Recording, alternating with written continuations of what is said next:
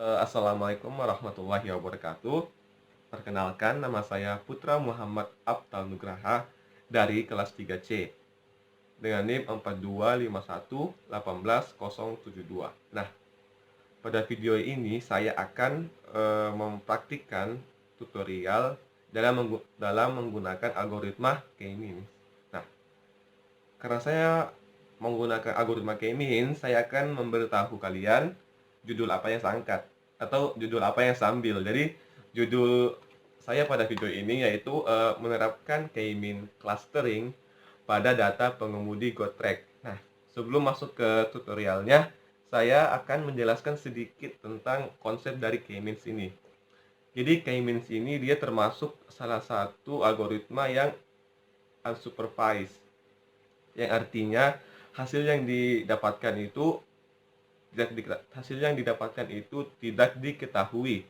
Jadi tidak seperti dengan supervised yang hasilnya yang kita inginkan. Jadi kalau unsupervised ini hasilnya tidak diketahui oleh siapapun dan tergantung dari data apa yang kita dapatkan. Nah, bagaimana sih cara mengetahui K-means itu bekerja? Jadi di K-means itu ada yang namanya centeroid. Nah, centeroid ini dia tuh adalah data yang dipilih secara acak dan eh,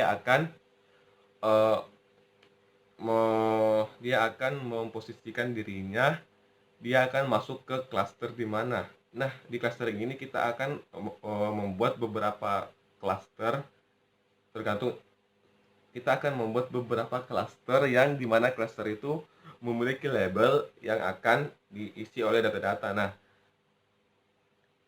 jadi kapan sih centeroid itu berhenti? Jadi centeroid itu akan berhenti memasukkan nilai-nilai setelah setelah nilainya itu sudah stabil. Jika diambil data secara acak dan nilainya itu tidak berkurang ataupun bertambah atau stabil seperti itu. Nah, itu tadi sedikit penjelasan tentang K-means.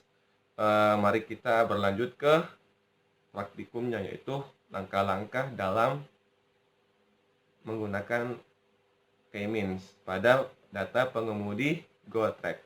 Oke.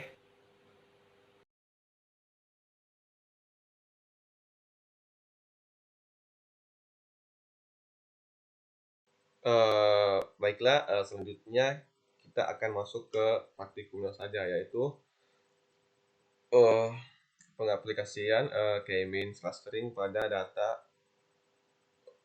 driver GoTrack. Nah, pada layar yang saya tampilkan ini, saya sudah ada skripnya, jadi saya akan tinggal menjelaskannya. Oh iya, sebelum itu ada beberapa yang harus kita persiapkan terlebih dahulu. Yang pertama laptop, yang paling penting. Yang kedua itu aplikasi Jupyternya, atau bisa juga menggunakan Google Colabs. Nah, itu saja apa yang paling penting yang kita butuhkan pada praktikum kali ini. Nah, langkah pertama itu kita akan mengimport 3 library yang dibutuhkan pada contoh kasus yang kita gunakan kali ini, yaitu ada Pandas, ada NumPy, dan ada Matplotlib. Nah, Panda ini berfungsi untuk membaca data. Nah, NumPy ini berfungsi untuk NumPy ini berfungsi untuk melakukan perhitungan yang efisien, dan Matplotlib ini untuk memvisualisasi data. Nah, jika sudah, kita tinggal shift enter. Nah, kalau berhasil berarti kita sudah menginstal library-nya, karena sebelumnya saya sudah menginstal library-nya seperti itu. Nah, lalu kita akan membaca data yang telah disediakan. Jadi di sini tuh ini scriptnya, yaitu kita pertama membuat dulu sebuah variabel driver. Driver sama dengan pd.read.csf. Nah, usahakan filenya itu sama dengan ekstensi yang digunakan. Jadi jika kita menggunakan read CSV, berarti pada filenya itu menggunakan CSV. Oh iya, sebelum sebelum memanggil datanya, usahakan kalian sudah mengimportnya ke dalam sini, ke dalam datanya, database dari Jupyter yang ini. Tunggu, kembali dulu.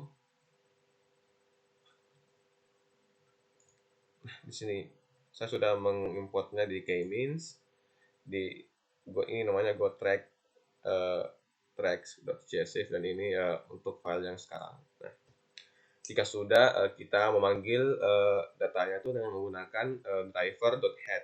Jadi kalau menggunakan perintah .head itu artinya kita hanya menampilkan 5 teratas dari data yang dimiliki. Nah, jadi di sini mulai dari 0, 1, 2, 3, 4, 5, jadi ada 5 data.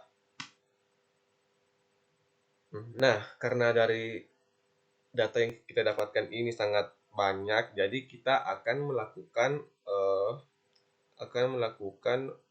apa ya, seperti kita hanya mengambil kolom yang kita butuhkan saja. Jadi kita hanya akan mengambil 3 kolom, yaitu ID Android, speed, dan distance. Yang lainnya itu kita tidak membutuhkannya karena tidak berpengaruh untuk memasukkan driver. Nah, driver.drop linha car or bus, rating meter, rating bus, rating item, rating, dan time. Artinya kita akan mengeluarkan kolom yang berjudul ini linha car or bus, rating meter. Nah, sesuai di sini yang ini ya. Yang di atas ini kita akan mengeluarkan kolom yang tidak dibutuhkan. Nah, jika sudah, kita akan shift enter. Nah, hasilnya seperti ini. Jadi tinggal ID Android, speed, dan distance. Nah, selanjutnya itu kita akan menentukan variabel untuk diklasterkan. Jadi untuk diklasterkan kayak itu kita membuat lagi fungsi baru, variabel baru, yaitu driver under x underscore x, itu driver.iLocation ini titik 2,2,4. Jadi kita hanya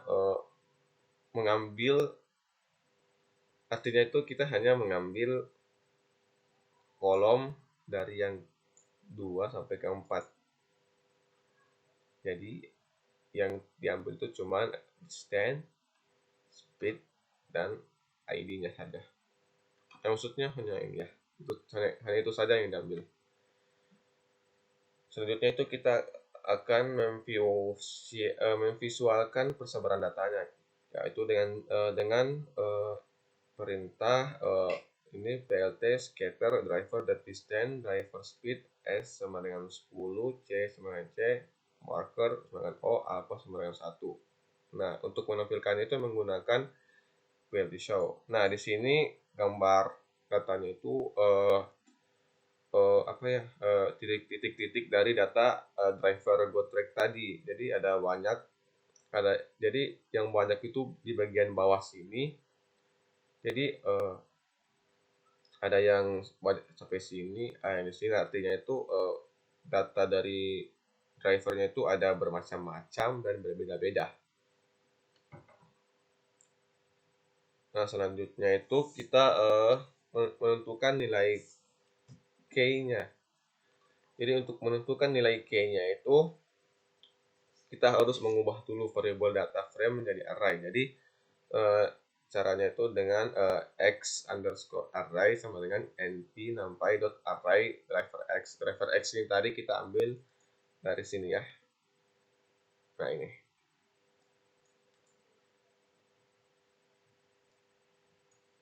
Nah, jadi sudah ada datanya. Nah, untuk menampilkannya menggunakan print x array. Nah, lalu setelah kita mengubahkannya menjadi array, kita harus mengembalikannya lagi seperti data yang kita inginkan seperti ini. Nah, kita mentransformasinya. itu menggunakan scalar sama dengan min max scalar. Yang tadi di sini sama seperti di sini. Nah ini from scalar pre-processing import min max scalar. Nah sudah. Nah ini tinggal diikuti saja ini x underscore scale scalar dot fit transform x array. X array itu yang dari data di sini x array. Nah setelah disandarkan begini hasilnya. Perbedaannya itu seperti ini ya. Di sini ada kata arraynya, di sini tidak ada.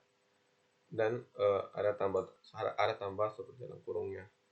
Dan data di sini lebih teratur. Kalau ini kan dia kayak satu anu saja seperti apa ya, berjejer-jejer, tidak ada pemisahnya. Ini kan di sini ada pemisahnya di sini.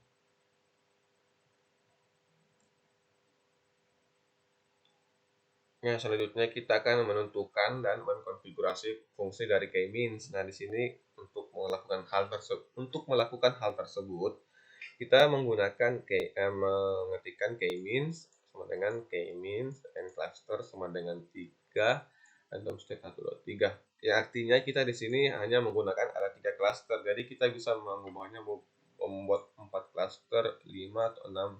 Jadi terserah dari tergantung kasus yang kita punya. Nah, setelah kita menentukannya, kita memasukkan datanya ini. Jadi caranya itu k-min.fit xscale. Xscale ini data yang ini. Jadi semua di sini tuh dia tuh seperti kayak apa ya, langkah-langkahnya yang tidak boleh terlewati sedikit pun. Nah hasilnya itu seperti ini algoritma itu copy ya.